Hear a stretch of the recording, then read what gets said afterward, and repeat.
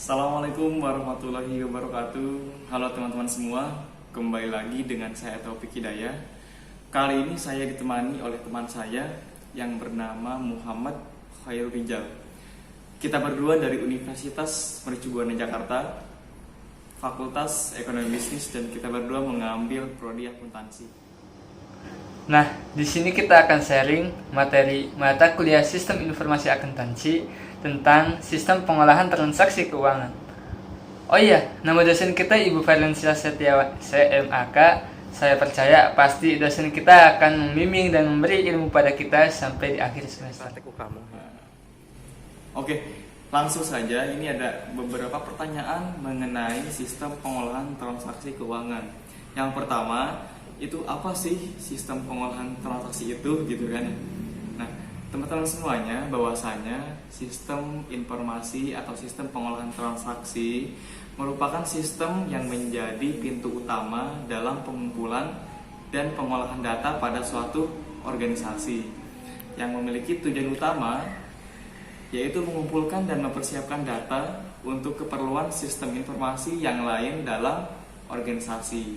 Ya, jadi itulah definisi mungkin sistem pengolahan transaksi itu seperti itu gitu ya. Kemudian ada pertanyaan lain, kenapa sistem pengolahan transaksi lebih dibutuhkan oleh perusahaan? Nah, dibandingkan dengan sistem informasi yang lain, sistem pengolahan transaksi memang lebih dibutuhkan perusahaan karena berfungsi merekam semua aktiva yang ada di dalam perusahaan dan berbagai kejadian yang ada di dalamnya. Bila dijalankan dengan baik, maka sistem pengolahan transaksi akan memberikan manfaat besar bagi perusahaan. Kemudian ada pertanyaan lain, apa saja yang termasuk siklus pengolahan transaksi? Nah, perlu teman-teman ketahui bahwasanya ada 4 siklus yang termasuk ke dalam pengolahan transaksi. Yang pertama ada siklus pendapatan, yaitu kejadian yang berkaitan dengan pendistribusian barang dan jasa ke entitas lain dan pengumpulan pembayaran yang berkaitan. Yang kedua adalah siklus pengeluaran, yaitu kejadian yang berkaitan dengan perolehan barang dan jasa ke entitas lain dan pelunasan kewajiban yang berkaitan. Kemudian yang ketiga adalah siklus produksi, yaitu kejadian yang berkaitan dengan pengubahan sumber daya menjadi barang dan jasa. Yang terakhir adalah siklus keuangan, yaitu kejadian yang berkaitan dengan perolehan dan manajemen dana modal termasuk kas. Hal yang sama, yaitu apa sih tujuan sistem pemrosesan transaksi gitu ya. Nah, dapat teman-teman ketahui bahwasanya tujuan sistem pemrosesan transaksi itu ada empat tujuan. Apa sih? Yang pertama, mencatat setiap transaksi yang terjadi dalam perusahaan. Tidak hanya transaksi jual beli, tetapi juga berbagai perubahan data, misalnya perubahan harga jual barang dagangan. Nah, itu yang pertama, teman-teman. Yang keduanya apa? Yang keduanya mempercepat proses yang terjadi dalam perusahaan. Nah, misalnya apa sih gitu? Misalnya sebuah biro perjalanan akan menjual tiket perjalanan ke tujuan tertentu, misalkan ke Surabaya atau misalkan ke Jakarta dan sebagainya. Bisa contohnya seperti itu.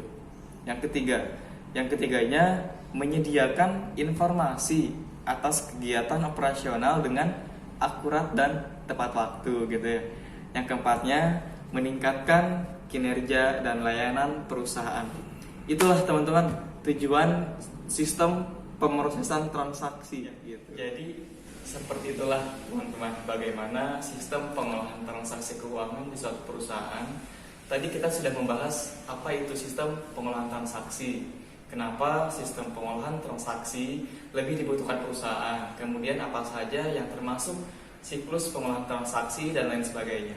Jadi kita ambil kesimpulan bahwasanya transaksi keuangan dalam perusahaan terjadi dikarenakan aktivitas yang berhubungan dengan pihak luar perusahaan dalam pertukaran ekonomi dengan pihak-pihak eksternal tersebut saat penjualan barang dan jasa, pembelian persediaan, pembebanan kewajiban keuangan, dan penerimaan kas dari pelanggan.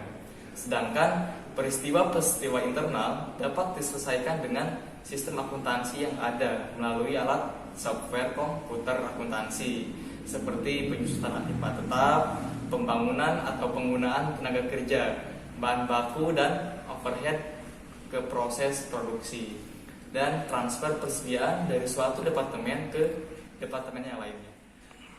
Transaksi keuangan tersebut harus dikontrol untuk mengendalikan terjadinya perlakuan yang tidak bertanggung jawab dari divisi masing-masing.